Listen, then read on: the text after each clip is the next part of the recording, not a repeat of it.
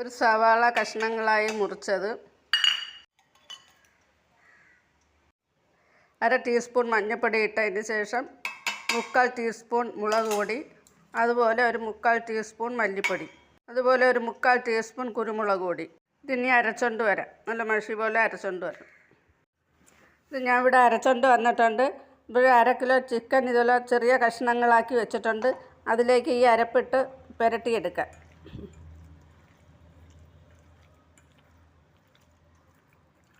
ഇപ്പോൾ നല്ലതുപോലെ ഇത് നമ്മൾ മസാലയൊക്കെ പുരട്ടി വെച്ചിട്ടുണ്ട്. ഈ അരച്ചെടുത്ത് അതിന് അരമണിക്കൂർ റെസ്റ്റ് ചെയ്യാൻ വയ്ക്കാം. 1 മണിക്കൂർ വരെ നമുക്ക് സമയമുണ്ടെങ്കിൽ വയ്ക്കാം. അരമണിക്കൂറെങ്കിലും വെക്കണം.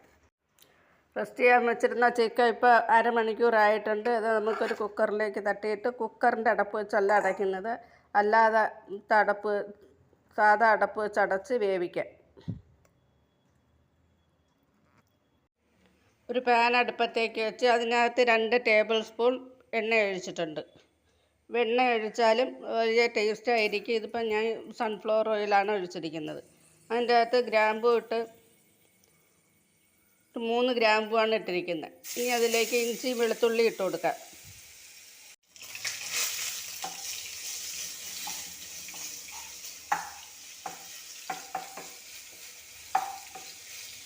ഇഞ്ചി വെളുത്തുള്ളി മൂത്ത് വരുമ്പോഴത്തേക്ക് നമുക്ക് ഗരം മസാലയും കുരുമുളകും കൂടെ ഇട്ട് കൊടുക്കാം.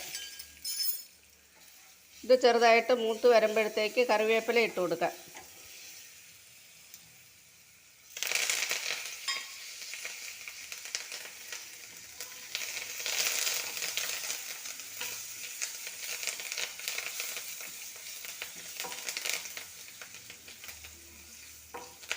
ഇതെല്ലാം നല്ലപോലെ മൂത്ത മണം വരുമ്പോഴത്തേക്ക് ഇപ്പം മണം വന്ന് തുടങ്ങിയിട്ടുണ്ട്.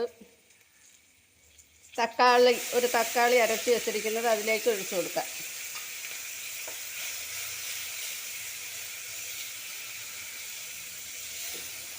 ഇപ്പോൾ നമ്മൾ ഇഞ്ചി വെളുത്തുള്ളിയും കൂടെ പേസ്റ്റ് ആക്കിയപ്പോൾ കുറച്ച് ഉപ്പിട്ടാണ് പേസ്റ്റ് ആക്കിയത്.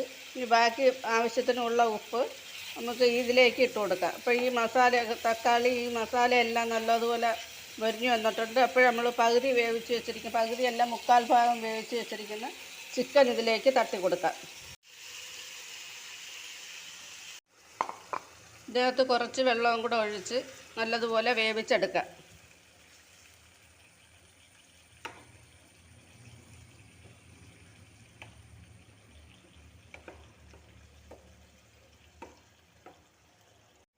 ഇപ്പോൾ നമ്മൾ ഈ ചിക്കൻ അടപ്പ് തുറന്ന് ഒന്നും കൂടെ ഇളക്കി മസാലയിൽ കുറച്ചുകൂടെ വെള്ളം പറ്റി പൊതിഞ്ഞിരിക്കത്തക്ക രീതിയിൽ ആവുമ്പം തീ ഓഫാക്കാം.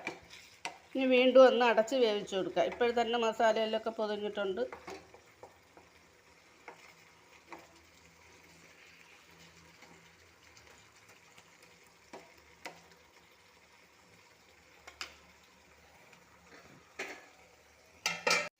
ഇപ്പോൾ നമ്മൾ അടപ്പ് തുറന്ന് നമ്മൾ ചിക്കനൊക്കെ ഒന്ന് ഇളക്കി കൊടുക്കുകയാണ്. പെപ്പർ ചിക്കൻ മസാല ഇവിടെ റെഡി ആയിട്ടുണ്ട്. ഇനി നമുക്ക് തീ ഓഫാക്കാം. ഇതിൽ അരപ്പെല്ലാം വരണ്ട് വെള്ളമെല്ലാം വറ്റി ഇങ്ങനെ കിട്ടണം.